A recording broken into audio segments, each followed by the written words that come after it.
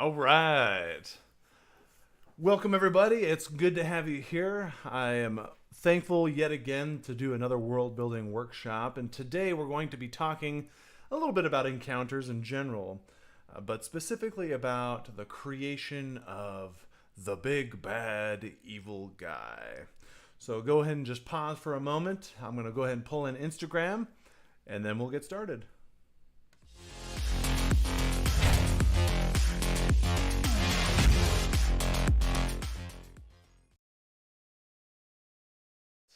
We are going to be talking about creating the big bad evil guy.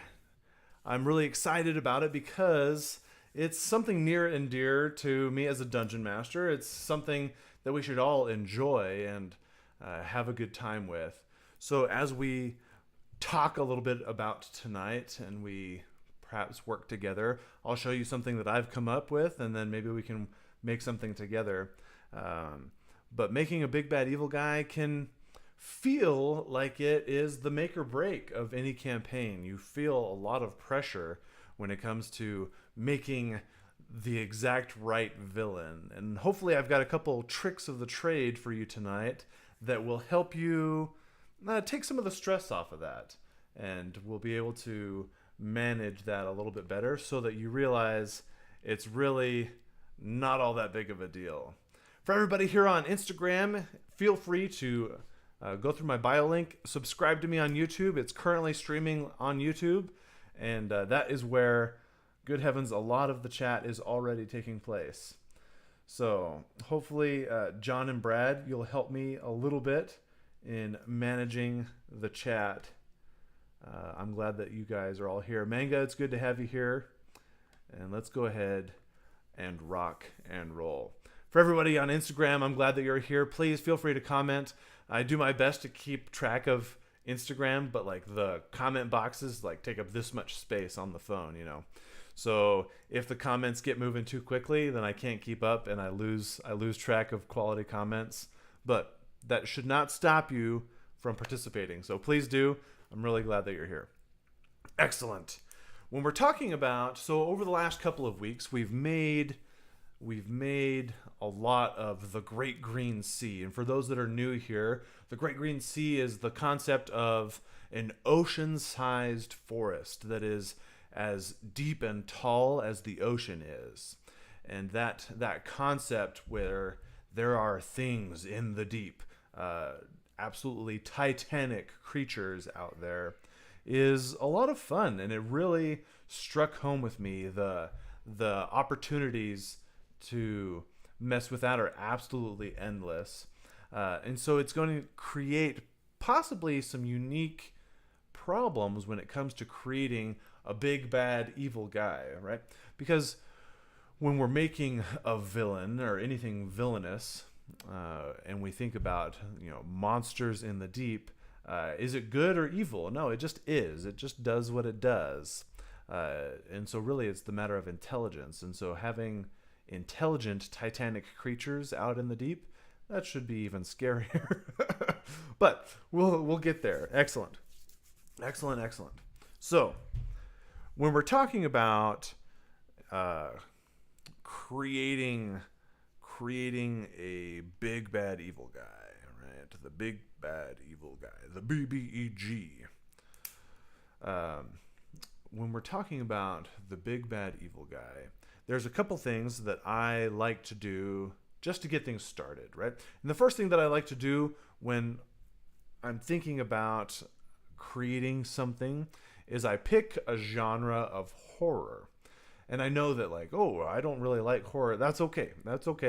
But our villains, really, they kind of all source from that ballpark. Cross, you're going exactly where I'm going to end up. So you're definitely on the right track. But when I pick a villain, it's definitely falls into some of the categories. And those categories of horror commonly fall into gore. You've got your psych horror, your slasher. And for Instagram, if you want to see my notes, please come on over to YouTube. The chat is pretty active. You'll be able to see everything as we write it. So come on over. So we've got slashers. We've got our typical monster horror. This is the sort of kind of alien or beast sort of thing where it's just a creature. And then you get into the paranormal, okay? The paranormal. And these are all kind of generalized categories, right? Your gore is kind of an atmospheric horror. That's kind of the Saw series, really. Hot Crisps, the big evils. That's exactly right.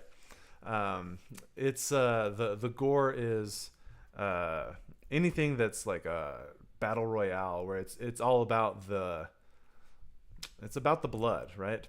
The psych is definitely, you're going to get into your thriller ballpark, your paranoia ballpark. This is where one of my favorite, I think, examples of kind of this thriller psychological horror is probably Secret Window. Super simple, fun movie. Johnny Depp is the bad guy, and it's kind of a schizophrenic villain sort of situation, and it really develops in a very fun way. I think it's a Stephen King, actually. So a mastermind could fit into any of these. John on YouTube asks, where would the mastermind, that archetype of villainy, where could that fall into? And they would fall into any of these. And they are kind of in their own way, right? You have the mastermind and the henchman as a typical literary combo that we see. It's kind of the Emperor and the Vader sort of vibe, right? But the mastermind would probably be wielding one of these in such a way as to create problems, to antagonize, being the antagonist, to antagonize the heroes. So as we take a look at all of these, your slashers, this is our Jason, our Freddy Krueger, right? It's there's the single killer sort of deal, kind of a very assassin sort of stereotype here. Your monster, like I said, is alien or any beast. If your players are being pursued by an unstoppable beast, we can't stop the thing. That would definitely fall into the monster category. This could also be things like Dracula or Frankenstein. Those kind of a single monster vibe is really that ballpark there. And then, of course, your paranormal. This is all your ghosts, spirits, hauntings, etc., etc., etc. So I would say for John, to a final note, that would be the mastermind would be wielding one of these, right?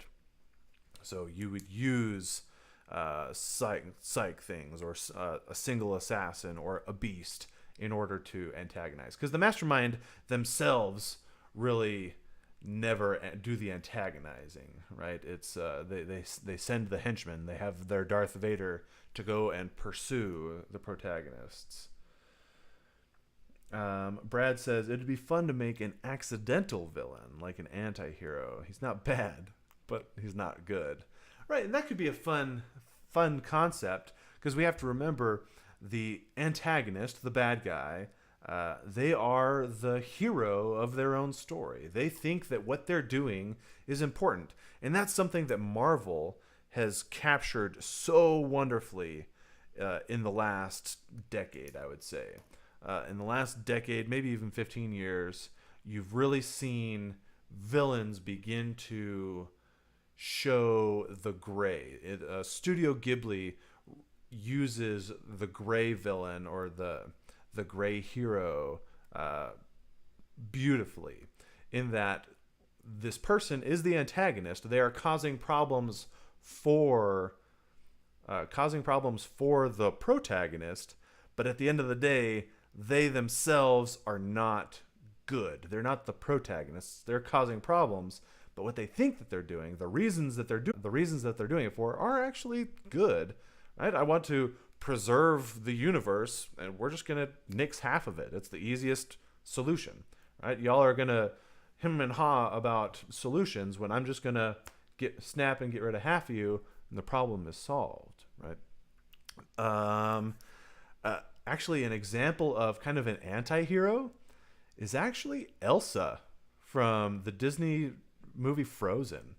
Everyone like talks up, oh yeah, this princess character, this queen character. Every single problem in both movies is caused by Elsa. Every single problem. Elsa is not a protagonist. Elsa is the antagonist, and at best, kind of a gray character. She Anna is the actual hero of the Frozen movies. So even though you see the Ice Queen on the cover, she's actually the antagonist. She is the one that creates the problems. This eternal winter that she makes, uh, running off on her own, so that her sister has to like chase her down, even though she's trying to solve the problem together. It's Elsa is definitely the bad guy in those movies because there's no real standout villain, right? They mess around with Hans in the first one, but remember, Hans is Anna's villain, not Elsa's. So something to think about next time you put your kid in an Elsa dress. You're dressing her up as a villain, or dressing them up. Yeah, right. Another example: Merida caused her own problems. It's kind of a gray situation there. Yeah, that's another good one. But like I said, I digress. But Disney's been doing. I guess at the end of the day, this is Disney. Marvel is Disney now, and we have to remember that they've begun to write like Disney, and so we see really distinct. This is the protagonist, but that antagonist is definitely shady. There's some good. It's kind of a man. I really relate to that, right up until the point that they commit genocide. Right, like, oh, that sounds good, and then they do something horrible, and you're like, oh yeah, there it is. Found the problem. Yeah, they're the bad guy. You see that in Black Panther, right? Killmonger is like, oh well, this is actually, I get it, and then like he does bad things, and you're like, oh, yeah, that's not good. So when we're thinking about a big bad evil guy, this is a classification that I would put on that I would put on your tier, the top of the tier, right? So when we think about Adventure League, and it's broken into the tiers, right? You've got your 1 through 5, your 5 through 10, 10 through 15, and then 15 through 20 tiers. And so at the top of this tier, you have kind of the end of the chapter, if you will, that your players need to face.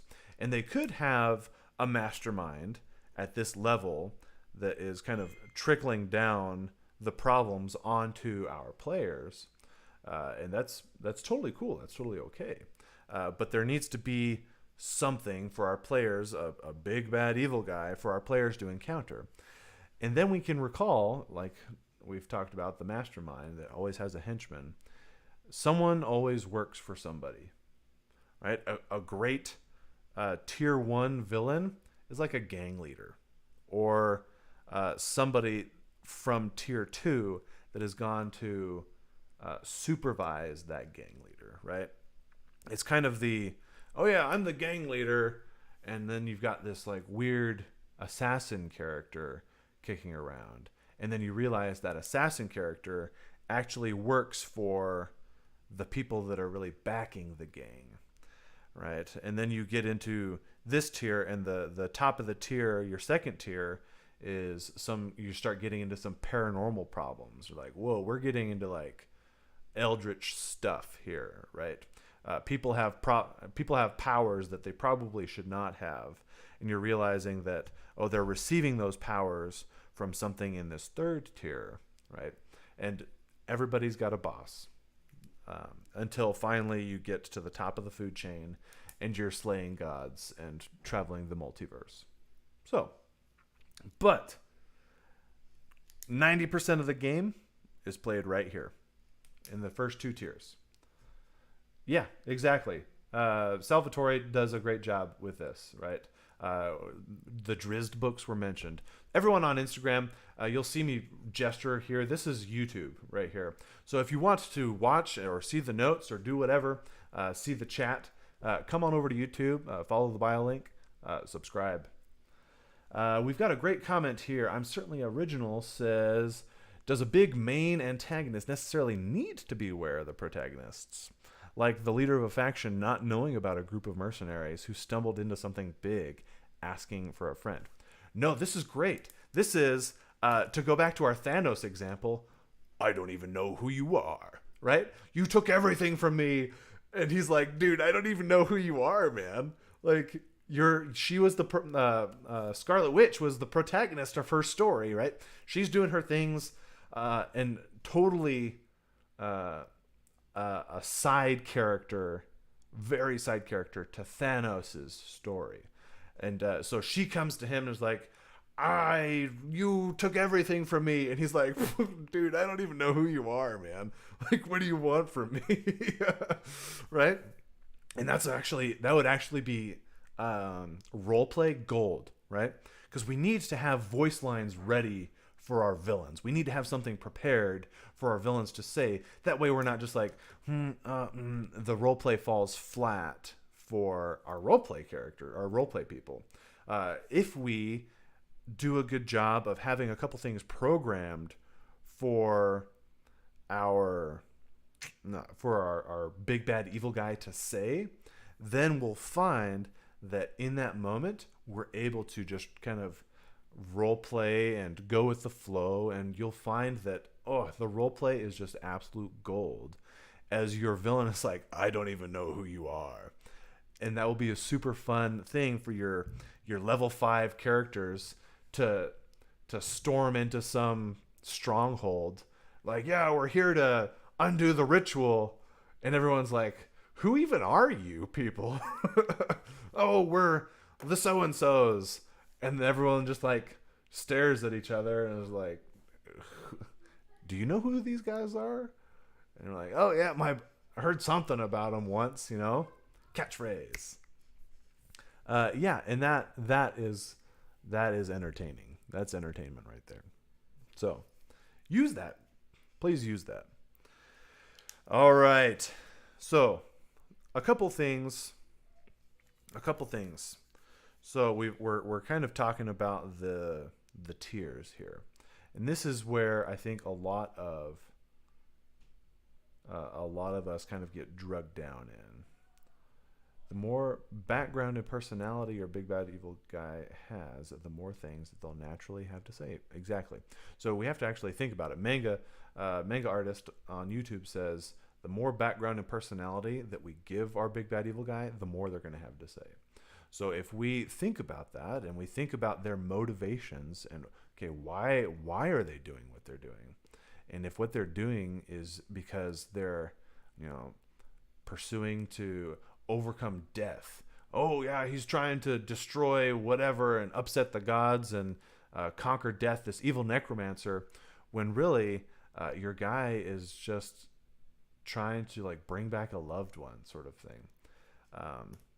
Actually, perfect example, to go back to Marvel, we have the most recent Doctor Strange movie and the Masters of the Multiverse, where Scarlet Witch turns around and becomes the bad guy as she is hunting down an innocent girl to conquer her power so that she can return to a universe where she has her children again. And it's powerful. It's powerful because you think about the motivations of this person. You have to think about who they are and what they want. And once you have that in your mind, the ideas are just going to flow. It's going to be so easy for you to role play that when the protagonists, when the party arrives at the stronghold and are trying to upset the ritual. Brad says traits, bonds, flaws, and ideals. Some of you who follow on Instagram, you have seen me say, don't worry about alignment.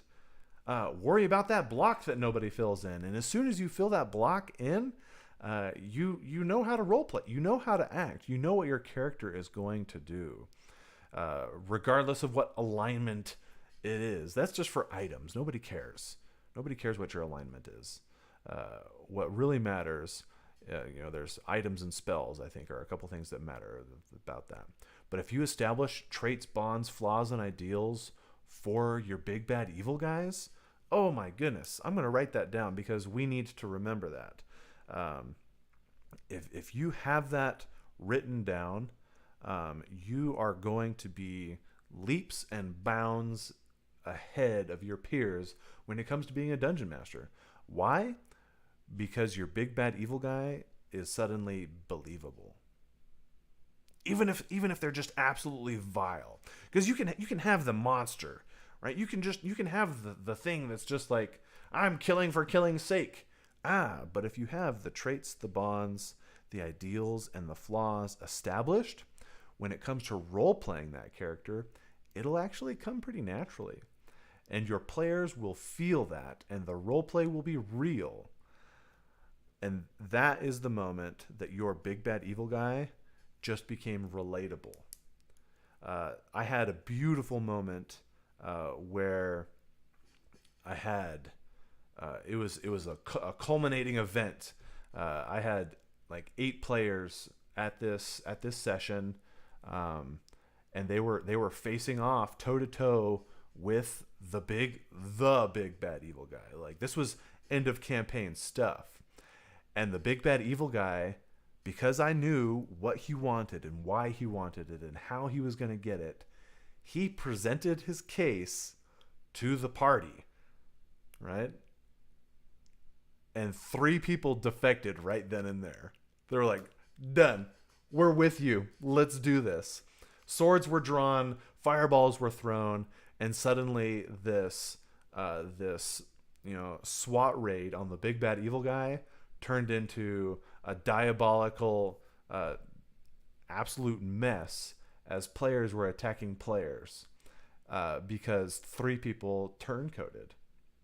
Yeah, exactly. Manga says it's the Kronk moment. No, he's got a point.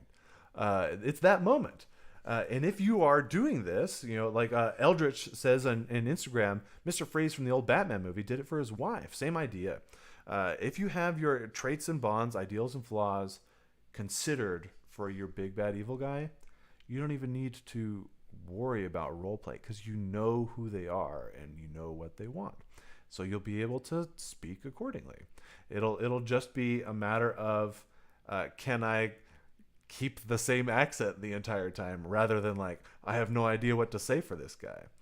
It'll allow you, genuine calamity, frigid, genuine.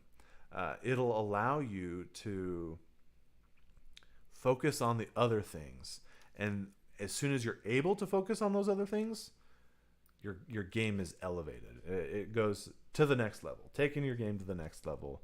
And it starts with the basics, right? Sheet 2, or for some people, sheet 1 of the character sheet. Having that available for your big bad evil guy. All right. Now, distractions. I got to keep moving. Okay. So, some things for us to consider here. Whenever we're actually... Everybody's got a boss. Traits, ideals, bonds, and flaws. Pick your category for your big bad evil guy. Have a big bad evil guy for each tier. And use that big bad evil guy to foreshadow the next tier. Okay, that's where I was going before we got distracted. We need to foreshadow what is to come. It's a great thing to do. That gang leader, he's the mastermind of the tier 1 thugs and the gang and stuff. But he has this guy working for him, this assassin. And this assassin has eldritch power and eldritch ability. And realizing that, this guy doesn't belong. Why is this guy not the boss? He's just there representing the interests of the second tier. Right? He's there just to make sure that these first tier minions are doing what they're going to do. And you can use them. Have a couple of voice lines prepared. Voice lines are a great way to drop secrets in the middle of combat, because we have to give our role players something in combat. If we're going to spend 3 hours on a big session, we have to give our players something, especially those role players who came because they want to go on a fun shopping trip. And so if we have a couple of voice lines prepared where we can witty banter, Megamind, witty banter with the bad guy, that gives them something. And that you'll find that you're able to keep those role players better engaged. And that matters. That matters a lot. So voice lines, because they can drop secrets. And what are secrets? Secrets are hooks. And what are hooks? Hooks get us into the next tier. And next thing you know, they're working up through the next chapter to get to the next big bad evil guy. Right? Think of it as it's a season finale. That's what it is. That's all that it is. It's a season finale. Yeah, John, actually, literally have been. It's a season finale, and we're making a cool and exciting season finale for our players. And these are just a couple of little things that we can do to do that for them. But we must continue. Is that a dab emoji or a ducky? It looks like a dab. Excellent. So, voice lines, secrets, hooks. Aha. I promised us something on Instagram. So, when I was first thinking about getting started with the Great Green Sea, I came across some really cool artwork.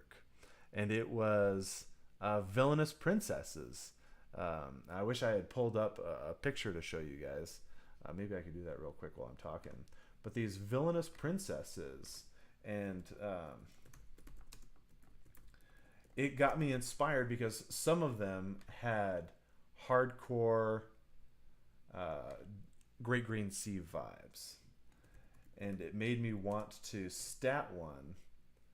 And so I am going to dig that up, maybe.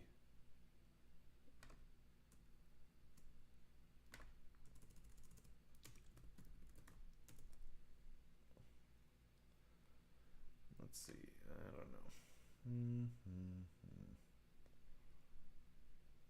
Great. Of course it shows you like everything that you don't want. Thank you for that.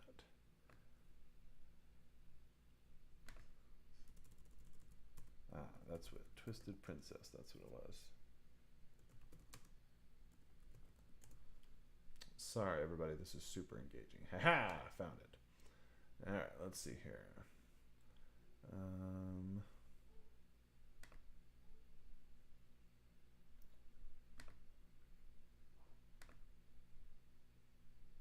Okay. Now, let's see here. Let's go to here. I think I can show you something here. So I statted her, and I came up with, yes.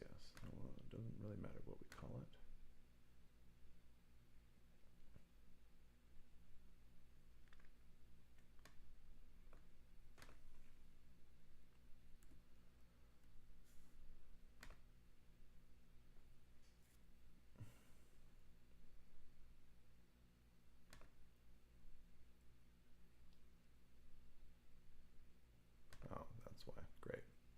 All right, we might have to move on because it's not. Who on earth wants a file type like that? This is ridiculous.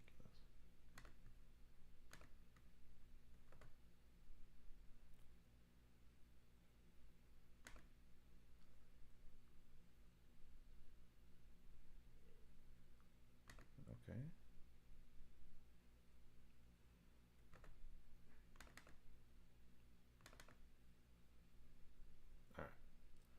Screw you, computer.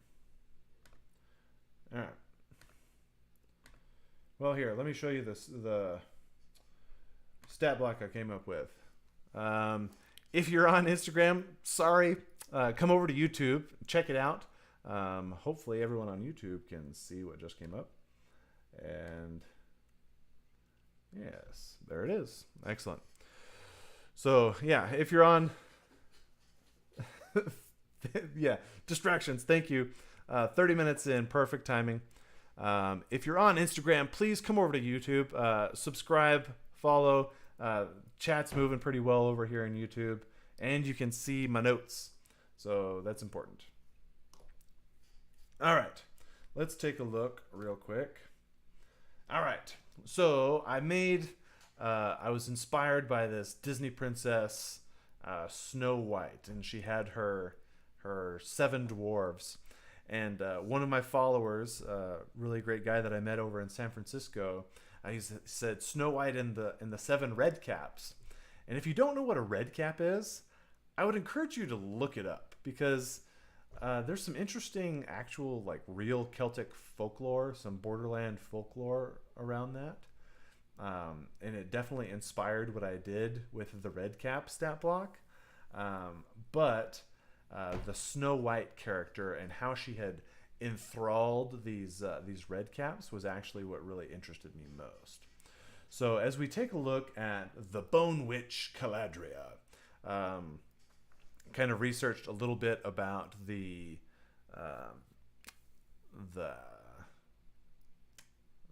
folklore background. It's actually incredible how many different people, different cultures have a Snow White folktale. It's pretty common, surprisingly common, which makes you wonder, like, what the actual origin of it is. But it really kind of got me feeling like there was this whole, like, who's the fairest contest sort of thing. Definitely it gives hardcore hag vibes.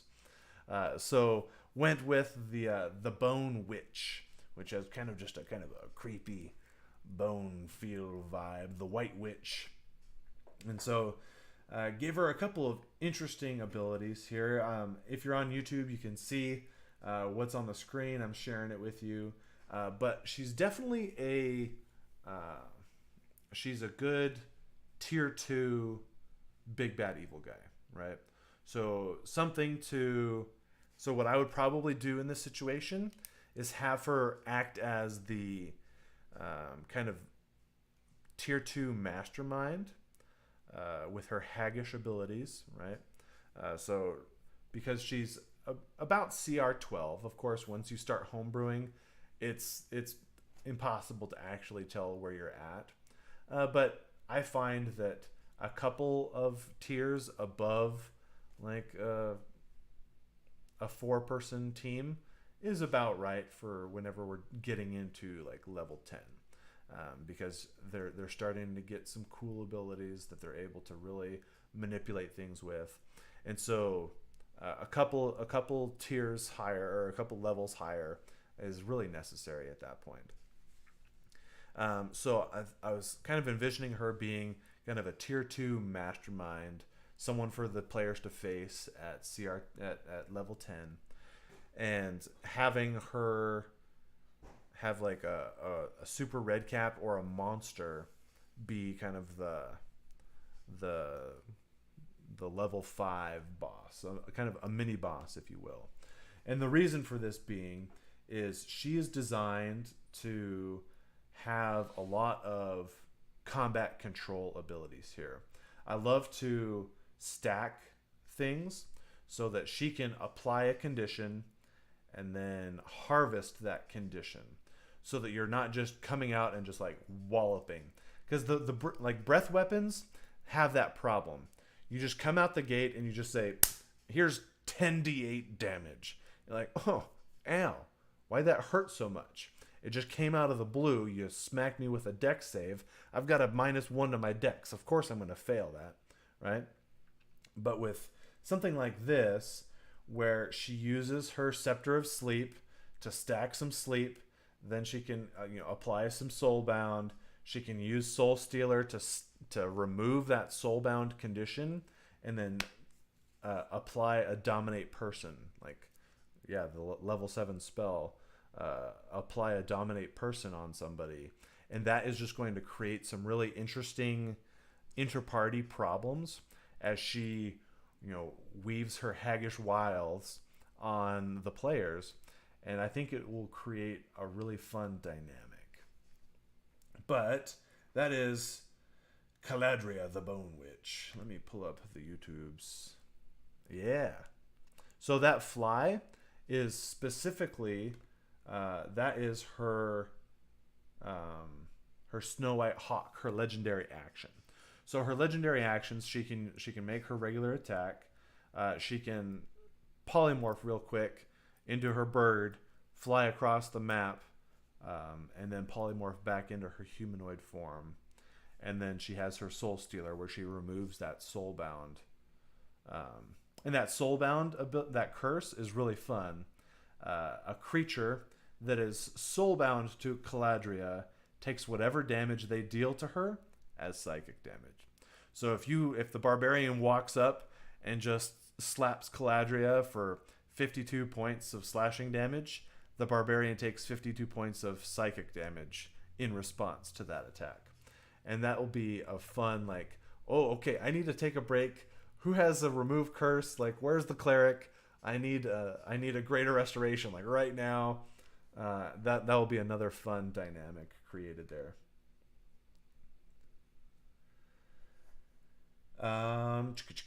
Yeah, let me pull up Redcaps. So much trauma over Redcaps.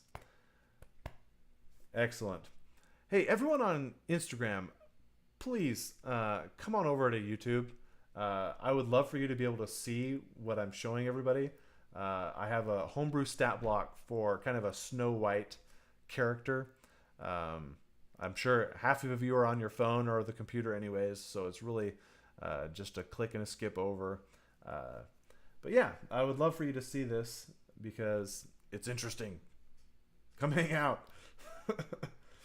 But yeah, so this is definitely like a tier 2 boss who probably has a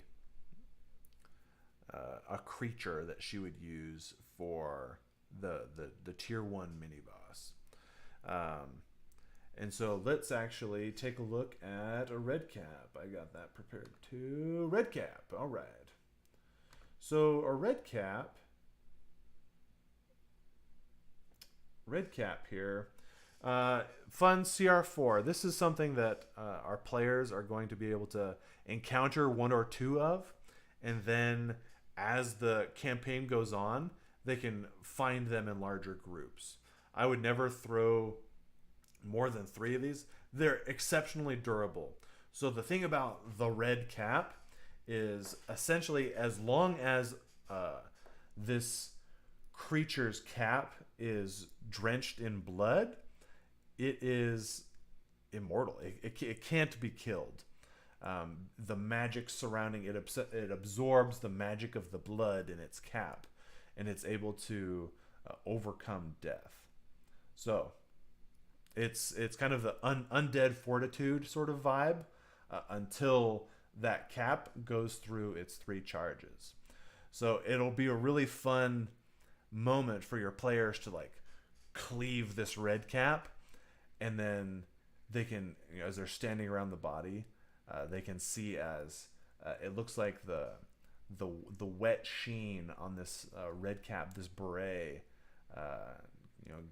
it dries out a little bit, and then the red cap sits back up and gets back in the fight, sort of thing. It would be super fun. It's just a fun little ability that actually has legitimate folklore background. So cool thing there. Manga says, I was in a campaign once where the castle was full of teleportation traps. One of the rooms could be teleported to was full of red caps. Yeah, that's a big no thank you right there. But yeah, red caps are fun. This is a CR4-ish red cap. So something that kind of in the feel of the Bone Witch Caladria, definitely she'll be able to kind of have a couple of minions, these red caps, go out and do her bidding, her haggish will. and they'll be able to muck around, and that'll be a fun encounter for our players to realize the undead fortitude of a redcap. So I will try to find a way to put these into like a shareable or available doc. That's not something I've done before, but I'll definitely like try to put a link to them in the video description once this is like fully posted to YouTube. So maybe look for that tomorrow, and I'll find a way to do that. So for everyone on Instagram, please take a look at the video description on YouTube, and hopefully you'll find a link to these descriptions. So let's go ahead and remove those. The Bone Witch Caladria. Very fun. So let's go ahead and I'm wondering, do any of you have an interest in working through a big bad evil guy creation or concept? If you have an interest in that, I would love to hang around. I'm totally cool with that. If not, we're at like 45 minutes, which is perfect time for any episode, and we can cut it off, or we can spend the next 15 minutes hanging out and kind of kit bashing a big bad evil guy. But we'll go ahead and give that just a minute, see if anyone responds. Maybe I'll poke at the internet for a second and see if I can't find that picture. No.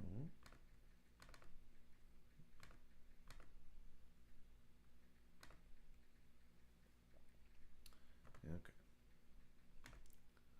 Yes.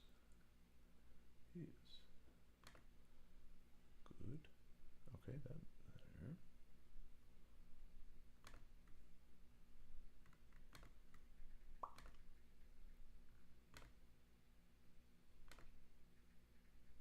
Hey, I think we're in business.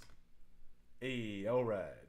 So this is the original image that inspired me to make Caladria, the Bone Witch, and her Redcaps. Some really fun artwork by J-Tunes or Jeff Tunes. He's really not active at all on Instagram, but he of course does the Deviant and all the things down like that. So very fun. He has a whole line, the Twisted Princess series of images, where he messes around with kind of the concepts that they've encountered, and he's got some really cool artwork. So if you're looking for some fun inspiration to use in your next campaign, definitely a good one to mess around with. If you build it, we will come. I'm down. That's all right. We're just glad that you're here. Awesome. Okay, so let's start, everybody. We need to pick let's pick a horror genre. What are we making? I guess we could start with, are we going to go CR? What's CR? Let's start with that. So we need a CR first, and then we'll pick our style, our genre. So what's our CR?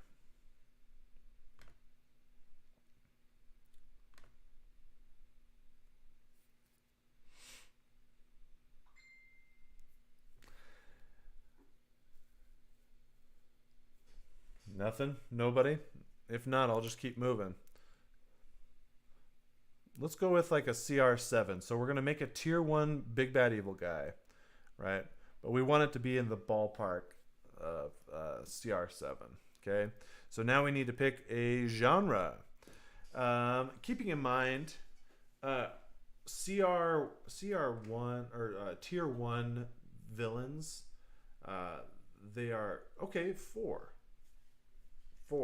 So if we're making a big bad evil guy, it really doesn't matter. We're just making stuff up frigid.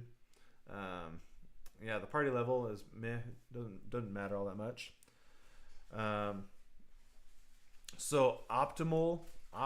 So this is a tier 1 big bad evil guy, and so we could mess around with paranormal, but that, because of the low amount of magic we have at um, at this tier 1, it's difficult to deal with a lot of paranormal stuff, right? So many of them have like a magic resistance.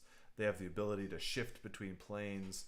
It can be a huge pain in the butt to deal with paranormal things at level 1. But it could be fun just to kind of mess around with a kind of a slasher, a lone killer sort of thing. Yeah, kind of get Lovecraftian with it. I don't mind that. So let's maybe mess around with let's mess around with like the slasher monster genre here. So what's you're gonna have paranormal as part of the background, like a cursed individual. Yeah, that's very H.P. Lovecraft manga. I like that.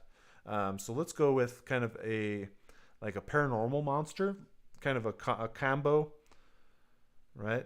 We kind of have the lone killer monster vibe with kind of a paranormal background. Okay, and this is good for tier 1 because your characters, your players are still getting to know their characters, right?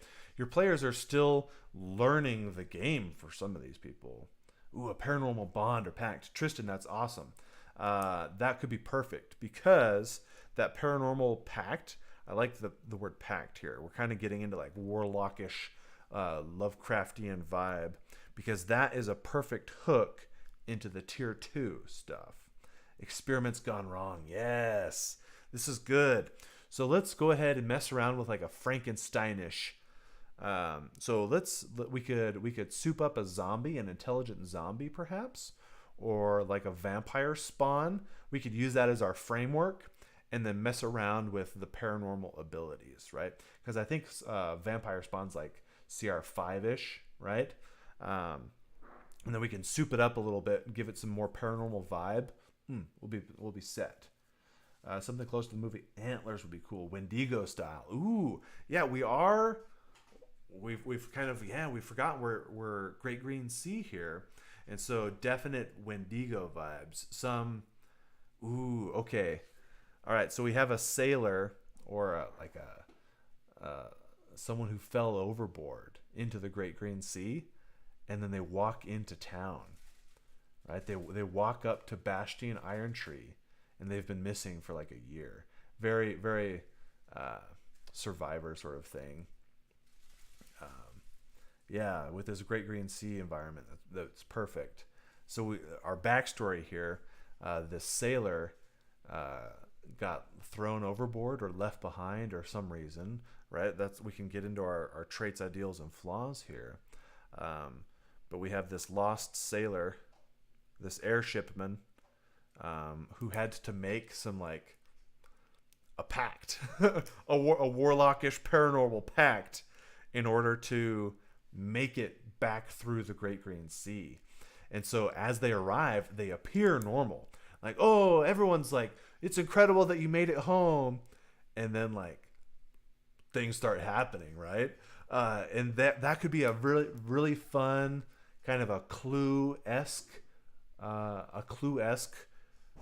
story for your first tier. That's a great first tier story, is a whodunit. Find out who this Jack the Ripper sort of character is. That gold. So sailor had to make like a warlockish pact with something in the deep in order to make it home. And so we could mess around with kind of a vampire spawn. Let's see here. Yes. So when we take a look at vampire spawn, CR5, perfect. Okay, so we'll use that as the structure. Okay, there's absolutely nothing wrong with reskinning things, people. Please save your soul. Stop homebrewing from the bottom up. Find something in the CR ballpark that feels similar, and then change what you need to change in order to make it feel right and thematic.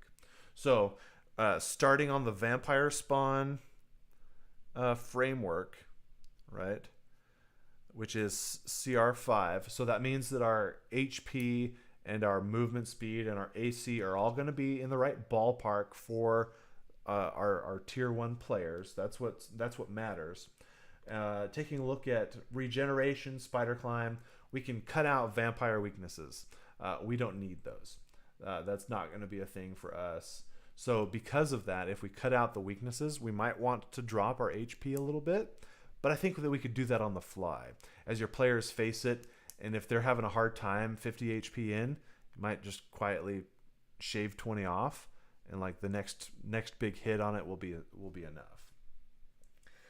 The thing that we face here, bite, claws, spider climb, like it's kind of boring. It gets the job done. Yeah, that's great.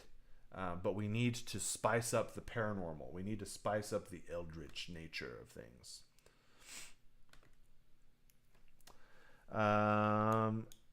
It's a miracle. Yes, praise, whatever. Yeah, cult ensues. Hey, watch out, man. Cults happen. Cults are a real problem. You got to watch your players. They do that stuff. But yeah, so we got our vampire spawn. We'll cut out. Oh, I'm getting low on the notes here. Sorry, guys. You got to tell me these things. So we'll get rid of the weakness, but that means that we have to keep an eye on the HP. It might be too much. And then, of course, we need to bump up the paranormal-ishness. Yeah, a dark fae vibe. That's exactly what we're going for. And so we could do that with maybe dig through the Eldritch Invocations a little bit. Kind of like a ghostly gaze might be a good one. Being able to see through things could be a cool... So because it's a big bad evil guy, we want to give it a movement. So I really like the spider climb. Spider climb is definitely like freaky vibes. So we want to keep the spider climb.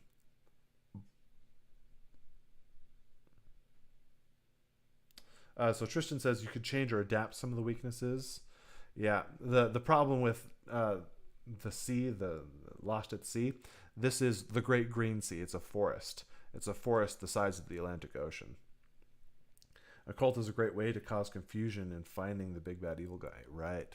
And a cult forming around this could be good because there's probably already a cult. Oh, a little poison could be good. I like swampish, kind of a swamp. Ooh, that could be kind of a tell. That's how you clue the players in that there's always like a malodorous, like swampish scent. What's the ability where you're blurred so it's harder to hit you?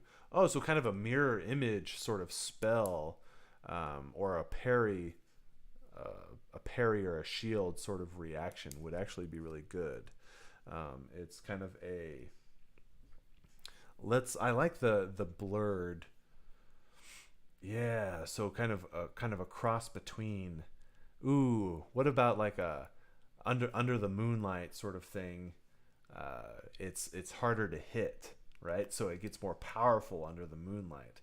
Kind of a werewolfish feel, but not the same, right? So I can just imagine.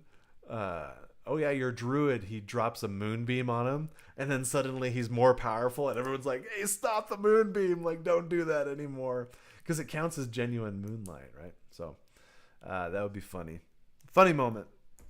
Anyways, we need a movement ability, a creepy movement, and a creepy eldritch power, something that we can just like pop off that feels like, ooh, that's funky.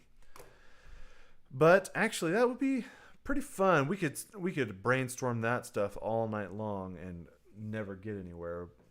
And that's the biggest downfall to homebrewing anything, is you could just keep on going and get lost in the sauce.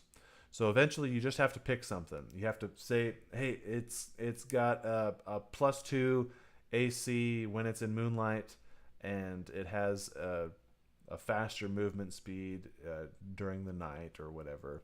And that way your players are like, oh, as they learn this sort of thing, you have to find ways for them to learn that.